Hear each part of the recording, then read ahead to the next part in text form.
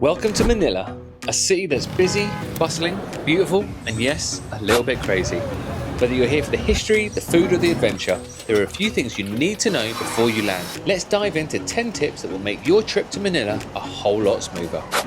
Make sure to stay tuned into the end for another tip that will be absolutely essential for a smooth entrance into the Philippines.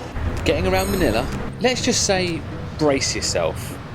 The traffic here is intense. It's not unusual for a short drive to turn into an absolute marathon. The safest and easiest option to get around is by using Grab. It's the local ride-hailing app and it's way more reliable than flagging down a taxi. In fact, of all the places we've visited worldwide, Manila is the one most heavily promoting and supporting the use of this ride-hailing platform. So make sure to get your Grab app and payment details set up before you arrive. When you arrive at Manila's airport, your driver will most likely recommend the use of the Skyway toll road. There's a small cost associated with this, but if you're after a quicker transfer time, then we definitely recommend it. And if you're feeling adventurous, you can hop on a jeepney. The colourful minibuses you'll see absolutely everywhere. Apparently they're really cheap, but unless you know the routes, they can be tricky to figure out, so with our short stay we never ended up taking the plunge. Either way, to avoid any unneeded stress, just make sure to give yourself plenty of time to get around this bustling city.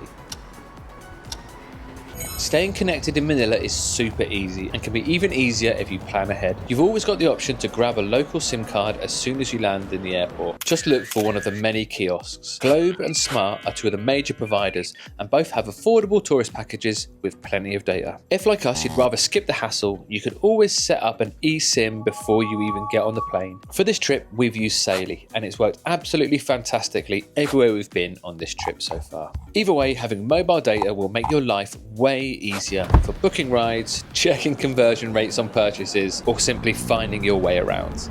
Now in reality, you're not going to need to carry a load of cash in Manila. Most hotels, malls and restaurants take credit cards without any issues, and we used Apple Pay pretty much everywhere we went. But for markets, street food and jeepneys, it's still very much a cash game. ATMs are easy to find, especially in malls and convenience stores.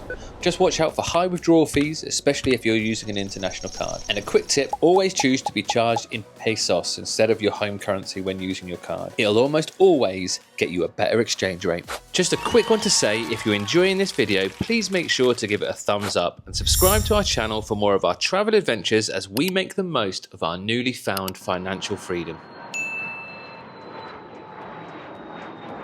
If like us, it's your first time in Manila, then staying in Makati is an absolute no-brainer. It's safe, really walkable with great crossings, underpasses and skywalks. It's packed with fantastic restaurants and cafes, and there's a Starbucks seemingly on every corner. There's also loads of new shopping malls selling everything from high-end fashion to everyday essentials. The streets are clean and there's a lot less chaos compared to some of the other parts of the city, and you'll find a wide range of accommodation here, from apartments to luxury hotels. We stayed in the Air residences booked through Airbnb and would definitely recommend this as a budget-friendly option. If you want a smooth, comfortable experience, Makati is definitely where you'll want to be. So, is Manila expensive?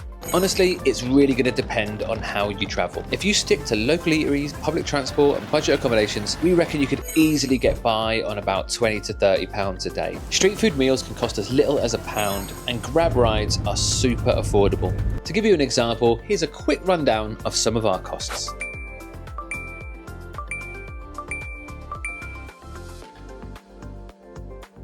Manila has a rich history, and if you really want to step back in time, a visit to Intramuros is an absolute must. Known as the walled city, Intramuros was the heart of Manila during the Spanish colonial period. We spent a morning taking a bike tour with BAM Bike Eco Tours through the area, and it was full of interesting stops. From the iconic Fort Santiago, a historic military stronghold that once held prisoners of war, to the beautiful San Agustin Church, the oldest stone church in the Philippines. Every corner of the old city tells its own story. Intramuros is also home to Manila Cathedral, a huge cathedral in the centre of the city. A stunning example of Spanish Baroque architecture and still used by thousands of locals to this day. The intricate colonial architecture, the quiet courtyards and the ancient stone walls all give you a sense and real understanding of Philippines' long and complex history, and definitely worth a visit when you're in Manila. You'll have absolutely no problems getting around Manila if you speak English. It is widely spoken here, especially in any areas where you could expect to see tourists. Our Bambike tour guide spoke absolutely perfect English. To be fair, hers was probably a bit better than mine, making everything so much easier and more informative. That said, we did try and learn a few simple words like kumusta as a greeting and salamat for thank you. We always think it's a nice way to show some respect and give the locals a bit of a chuckle at our attempts at the same time. Filipino food is so underrated, and honestly, you are in for an absolute treat. With Rachel generally preferring to stay away from meat, we went for vegetarian versions of some of the classic dishes. First up was sisig. It's usually made with pork, but we found a delicious vegetarian take that had all the same sizzling, savoury goodness. Seriously addictive stuff.